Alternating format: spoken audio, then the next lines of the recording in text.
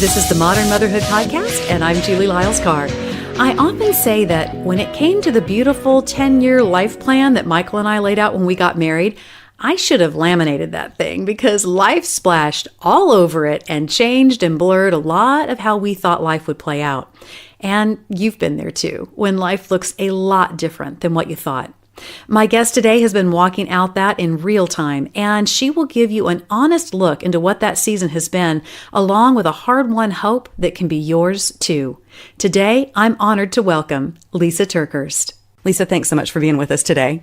Oh, thanks, Julie. Well, it's so funny. I never think of myself as having fans, so it's funny to hear you say that.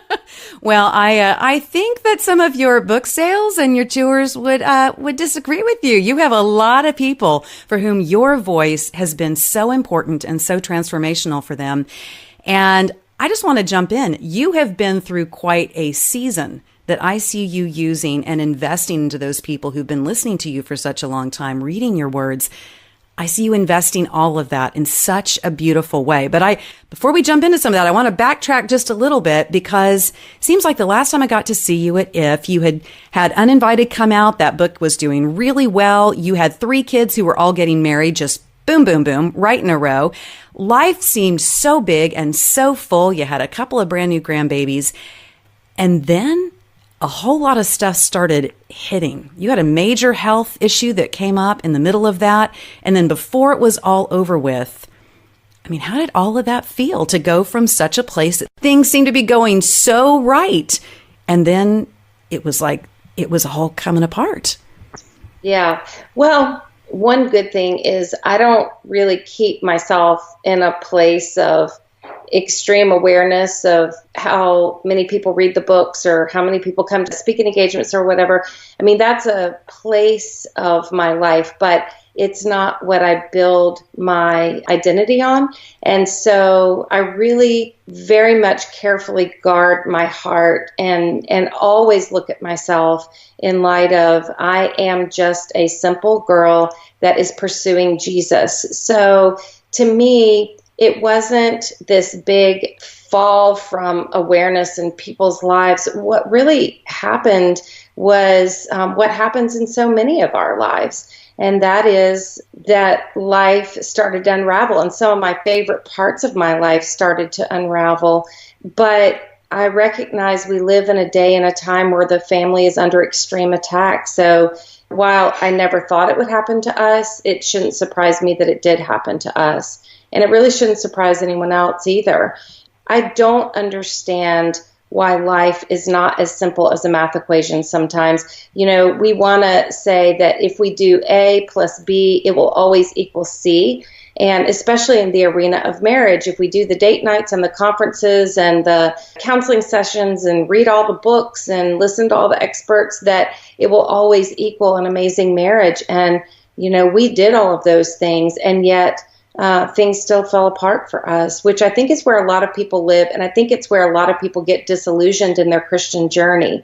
But I pray that my story is one where people see it is possible to press through those times and not grow more distant from God, but to recognize God is in the midst even when things don't make sense at all. I think you hit on something that is so critical and so important that I think we struggle with in our faith communities. It feels like to me sometimes we get too far in the ditch on one side or the other. Either a Christian faith walk is all about complete suffering all the time, or it's supposed to be this exactly as you stated, this formula of I do A plus B, that means God has to do C, and so everything's going to work exactly right. I know in my own world with 2 children identified with special needs, I've had people, I think well-meaning, but say to me, well, have you just prayed enough about this? Has your faith been just big enough about what's going on with your girls? So how do you find that place? Because you're right, it's hard to understand when things don't follow the equation that we think that we've invested into. How do you think we as a faith community can be more compassionate and kind and real about our faith with each other when things don't land neatly in one of those two places? We seem to get irritated when people have tremendous success, and we also seem to be Monday morning quarterbacks when things seem to be going sideways. Well, I think those of us who live in that tension of imperfection, I think we're in the healthiest category of all. It's like we've made peace with the fact that we're human, and we've made peace with the fact that we are crazy in love with God, and we walk this life recognizing the things that happen to us, those are a tension to manage. It's sometimes not a problem to solve. And so I think making peace with the fact that I'm very human has helped me stay out of being categorized as one type of person or the other. I mean, honestly, I recognize that, and I've written about this in my book, It's Not Supposed to Be This Way. I just recognize where we're at. We're not in the perfection of the Garden of Eden. We're not in the perfection of heaven. So why do we put so much expectation on people that they live perfect lives? The minute that we do that is the minute that we negate the need for spiritual growth and spiritual maturity and for grace. And honestly, it's the minute we negate their need for God. I desperately need God. I need Jesus in my life every single day. And so I'm okay recognizing that I'm making imperfect progress as a person who's crazy in love with Jesus, but other people can put me in a category that has extreme expectation. I just simply try to stay in the middle where I recognize they're hurting people, and I want to keep the main thing. Love those people like crazy. Love God, love people. I mean, that's just what I do.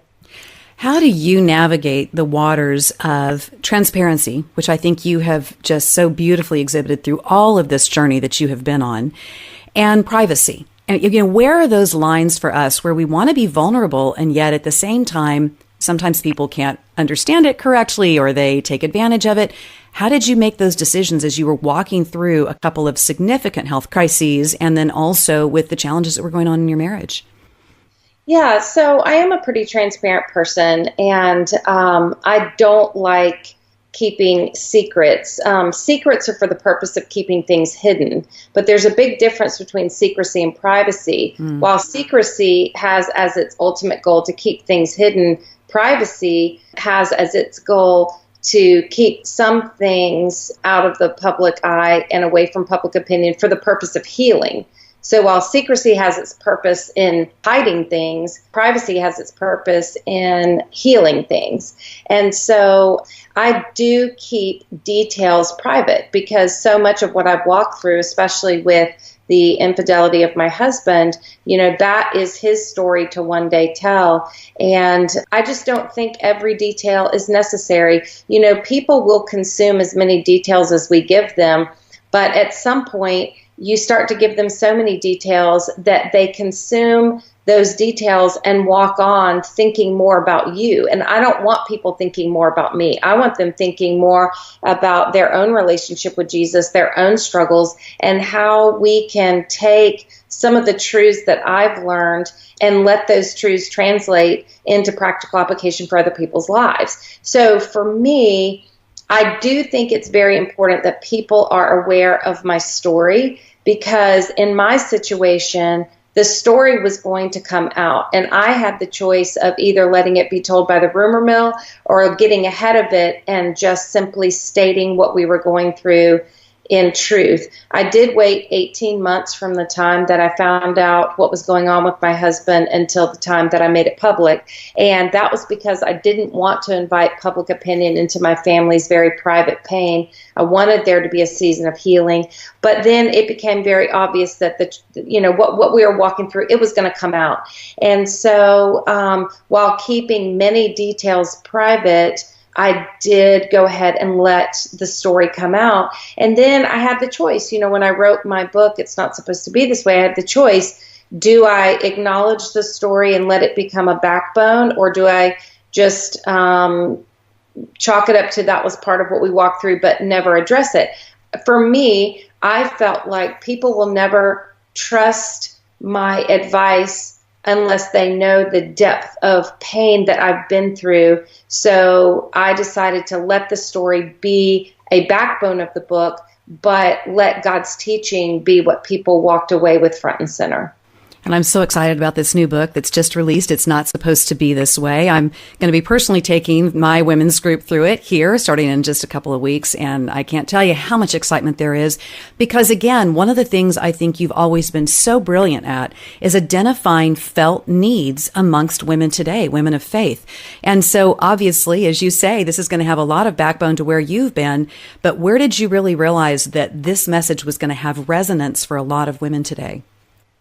Well, honestly, Julie, I didn't know when I was writing this book that it was going to resonate quite on the level that it has already.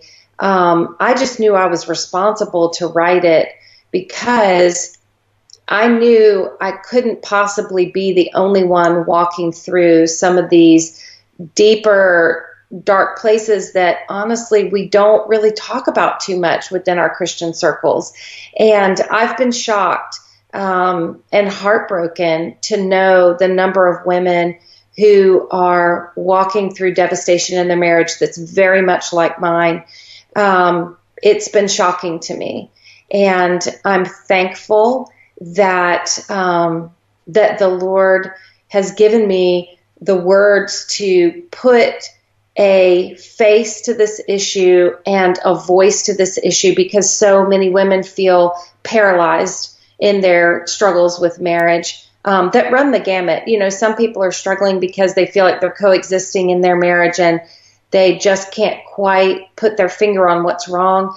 Other women are feeling paralyzed because there's an issue of pornography in the marriage. Either their husband is dealing with it or they're dealing with it, but it's a very dark, pervasive issue that has infiltrated the church today, and it is hard to talk about. It is scary to talk about. And then certainly some women are dealing with infidelity, and some women are being rescued out of their marriages that, you know, have infidelity, and some women are being restored in their marriages. But I want to be compassionate to all of those situations, and not just that.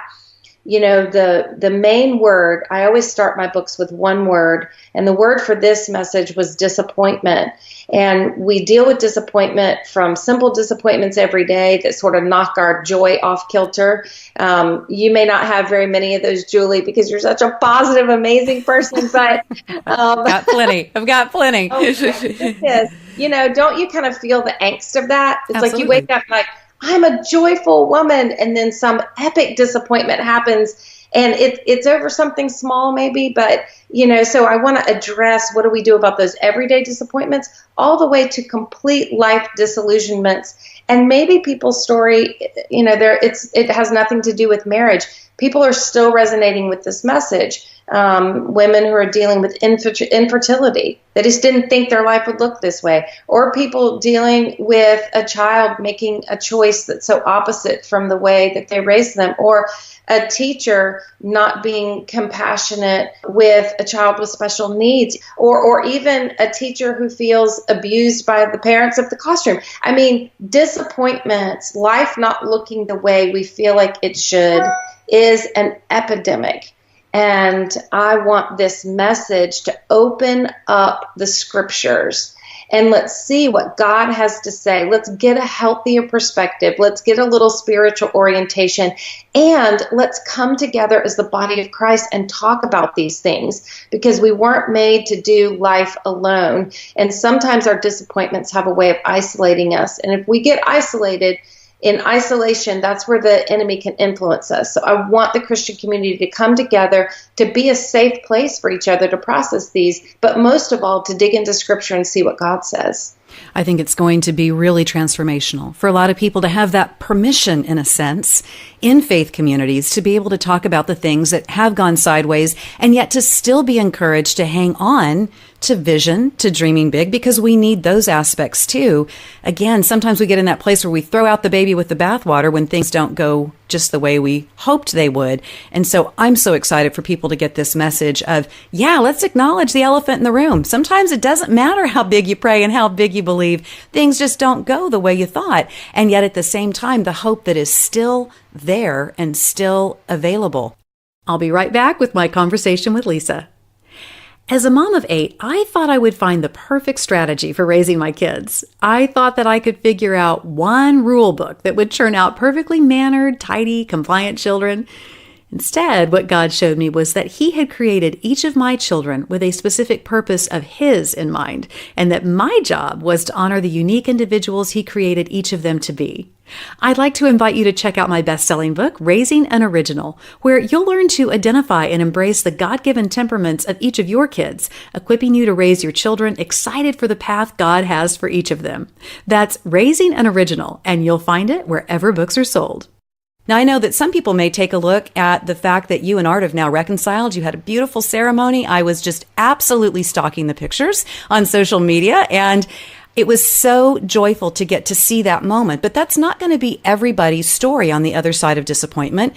So how do we navigate that? Because sometimes, yes, things do reconcile and come back around, and that's amazing. And sometimes they don't. So how do we reconcile that where we're not just layering disappointment upon disappointment? Because sometimes I think it's that place where we feel like pain has been purposeless that can leave us really in a bog. Well, I think it's very important to understand reconciliation is dependent on the other person in the relationship. But redemption is one choice away with God. Redemption is possible, and it's not dependent on any other person. You know, God offers redemption for bringing pain to purpose and bringing devastation to victory and all of that. And so as I was writing my book, It's Not Supposed to Be This Way, I did not think my story would end in reconciliation. So I wrote it very much from the vantage point of my pursuit of God and God's pursuit of me, and understanding how to move forward, not dependent on Art and I getting back together. It was very much a deeply spiritual journey between me and God. And so, you know, like I said before, sometimes we pray and pray and pray, and we ask God for purpose from our pain, and we ask God for a ministry to be birthed out of the hardships we've walked through. And God will always answer that prayer, but sometimes He's not going to answer it exactly the way we thought it's going to look. I thought my life would look so different, and yet through a series of miracles, through hours and hours and hours of intensive therapy. Julie, if you knew how much good Christian therapy for the sake of deep emotional healing and deep spiritual healing, you know, somehow all of this culminated together, and God made the story of our redemption include reconciliation. And I'm incredibly thankful, but I'm as surprised as anyone. But I want our listeners to hear that sometimes we have to make sure our heart is positioned to not be so attached to the outcome of our own making, and then try to hold God accountable to that outcome. Because God has an amazing story. We just have to trust and know that redemption is ours. It's never dependent on another person. Reconciliation may or may not happen based on another person, but redemption is ours for the choosing. I love that distinction. I think it's pure gold, this difference between reconciliation and redemption. Absolutely beautiful. One of my best friends, she has 3 sons who were all getting married in very close succession, just like your kids did. And she, you know, had to walk through a similar situation in which for 2 of her sons, the same year her sons got married, their brand new in-laws to them were getting divorced. And so here you were in a season of 3 of your kids getting married as you were watching the wheels come off of this marriage that you had been in for so long. How did you navigate that with your kids and try to example for them how to manage that, as you also had to be feeling some responsibility for these brand new marriages that were showing up within your extended family? Well, we got really wise counselors involved right away. And I think for me, it was very important to for my kids to have safe places to process this outside of me and outside of the issues I was going through with my marriage. And at the same time, when my kids, were getting married, we were very, very careful to let those weddings continue on without the drama that, honestly, I could have been very tempted to participate in. I could have taken a very strong stand in a couple of my girls' weddings and said, Art can't be there, he can't walk the girls down the aisle, all of that. But as I prayed about it, I wanted to have a long-term vision, not a short-term retaliation. Ooh, and that's so good. and I don't like to live with reaction regret, And so I made the decision that I look down the road 10 years from now, and I imagine myself looking through the pictures of my girls' weddings and how devastating it would be for them, for Art to have not been there. And I made the decision to, before the girls' weddings, not even make them aware of what was happening between myself and Art. We waited until the 3 weddings that year had all taken place, and then we hired a counselor to come in, and we told the kids what was going on with the counselor present, and then gave our kids the opportunity individually as couples to go and have some intensive counseling to set a solid foundation in their relationship despite what was happening with us. Do I think I walked this road perfectly? No, I don't. Would I have made a different decision about Art if circumstances would have shifted or become more severe? Maybe so, but that's what I did. And, honestly, when you're in these situations, you do the very best you can, but you have to make sure. I hear a lot of people say, I just have to be true to myself. Well, I understand that statement, especially when you're walking through trauma, but I would encourage you to make sure you're being true to truth first. And then when you're eventually true to yourself, make sure you're being true to your most healed, healthy, and holy self. Because regret is a heavy burden to carry in the midst of all of the other heartbreak. That's amazing. And I think that being able to see you carry this out has been so profound. Now, you talked about those 18 months where you had this information before it all started coming out. How did you take care of yourself? How did you take care of yourself before God? Because you kept ministering, you kept writing, you kept having amazing content that was coming out that we know was infused with the Spirit. So how did you do that in the midst of this thing that you were walking out that a lot of people didn't know about? There were a lot of different challenges. What was that like? Well, I had a group of pastors that have been friends of mine for years that all knew about the situation. I had a group of friends that all knew about the situation, and I had 2 counselors. So even though I was keeping what we were walking through private, I did have a small circle of people that were accountability partners, were friends, and were professionals that helped me navigate this. And what probably people don't realize behind the scenes is there were seasons of sabbatical even tucked in that 18 months. It just wasn't as apparent because writing I'd done a year before that was coming out in the midst of what we were walking through. So it was not easy. It was excruciatingly painful. It was hard. And I was doing the very best that I could to listen to the wise people around me and let them help me navigate what to say yes to and what to say no to. And in that season, I said no to a lot more than what people would even realize. But as you know, just because life starts to fall apart doesn't mean you open up your calendar and it's magically clear. That's just not the way life works, And I have so much compassion for that woman getting up today who has to go to work to provide for her family, who has to continue to put one foot in front of another, who has to go to carpool this afternoon and go have teacher meetings tomorrow morning and do all of the things. There's still birthday parties that'll need to be planned. There's still bills that need to be paid, responsibilities that need to be tended to. And yet she wishes she had the white space just to go to bed, pull the covers over her head, and wake up 6 months from now. So my compassion runs so deep for the reality that our calendars don't stop even when we feel like our heart is in the midst of just being shattered and broken. But here's something that I can say to really encourage you. Part of that is God's gift to us. Because sometimes it's not the healthiest thing to go and lay in bed and pull the covers over our head. Sometimes it's good to be reminded that life will go on. But it's also important to have a small circle of people who can help us gauge what is emotionally healthy for us, what is realistic, and what's not. And other people need to step in and support us, but they'll never know to do that unless we make them aware. What is the thing that you are most proud of about yourself having come through this season? And when I say pride, I don't mean a wrong kind of pride. I mean wow, Christ in me, look what's possible. I didn't know this about myself till I got to this place.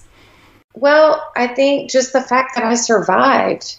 This was the most excruciatingly painful season that I have ever walked through. And you know a little bit about my testimony. I mean, I've walked through some hard things even before this, But I think the fact that I survived and the fact that I love God now more than ever lets me know all those mornings that I would get up and do my quiet time and tuck God's word in my heart. I never knew how crucial those daily infusions of truth into my heart would be. I never knew how important it was until I walked through this season. And please know, it's not like if you looked at a chart of my life that I did my quiet time every single day. That's not what it's about. But it's about, I'm thankful. I'm thankful that I had enough truth tucked in my heart where I pressed into God rather than running away from God in this season. And I survived. Probably, if you want a specific, the thing that I'm most proud of in this season is that I didn't let other people's commentary about me crush me. I love deep, therefore people have the ability to hurt me deep. And I really care about people. When other people have commentary about me that's either based on a half-truth or just simply not true at all, it hurts me deeply. But the Lord has really allowed me to take a step back from the commentary about me and remind me, I'm not a product to be debated. I'm a person. And I'm a person who the people who know me best love me the most. And that's a good place to park my heart. What do you hope is the outcome for the Encounter Tour? You're getting ready to go out on the road again, and you're going to have some amazing people with you. And this will be the first time that some of the people who so love your words and have been, engaged in your teaching for a long time, this will be some of the first times that some of them have gotten to see you face to face. You're going to be seeing some of them sense this reconciliation of your family. So what are your hopes for the Encounter Tour? Well, first of all, I have to say I'm nervous because I've never done a tour like this before. Yeah. I've never been on a bus traveling city to city, and it sounds a bit like what a band would do, but not what a speaker would do. So I'm a little nervous about the whole experience, but I think the thing that makes me so excited is just to get in front of people and breathe fresh hope into their lives, because I'm not an anomaly. I am more aware of how every single person that's sitting in any seat at any speaking engagement I do, and certainly this tour is no exception, they all are dealing with something where they need a fresh encounter with God. They need to have someone breathe hope into the depths of their soul to say it is possible to not only survive this, but come out on the other side, walking in victory, and peace can be yours and joy can be yours, and it will come. So I'm excited to breathe that into people and to speak that into people. And I'm so honored that my friends, Mac Brock and Levi Lusko, will be with me. I don't know if you know this or not, but Levi was one of the pastors that knew about my situation and helped me navigate these treacherous waters. And then Mac Brock read part of my early manuscript for this book, It's Not Supposed to Be This Way, and wrote a song based on one of the major themes in the book. So it's going to be a pretty profound night of these guys that I'm wonderful friends with, as we partner together and really with great intentionality help people get unstuck from the hurt that they're currently in. Connect with Lysa on Instagram at Lysa TerKeurst and check out the Encounter Tour coming to a city near you. I'll be with Lysa at the Austin leg of the tour at Life Austin on February 21st, and you can check out more details on our show notes. Speaking of our show notes, a huge thank you to our content coordinator, Rebecca Beckett, who puts those together for you each week, and to Donna Todi, our exceptional producer, who so beautifully edits each and every episode. Check out AllMomDoes.com and AllMomDoes on the socials. It's a fantastic place to have community with other moms and to find practical tips and heart-filling inspiration for your journey. And I want to get to know you. Find me on Instagram at Julie Lyles Carr or on Facebook or Twitter or Pinterest. I'd love to hear from you. We'll see you next time on the Modern Motherhood Podcast.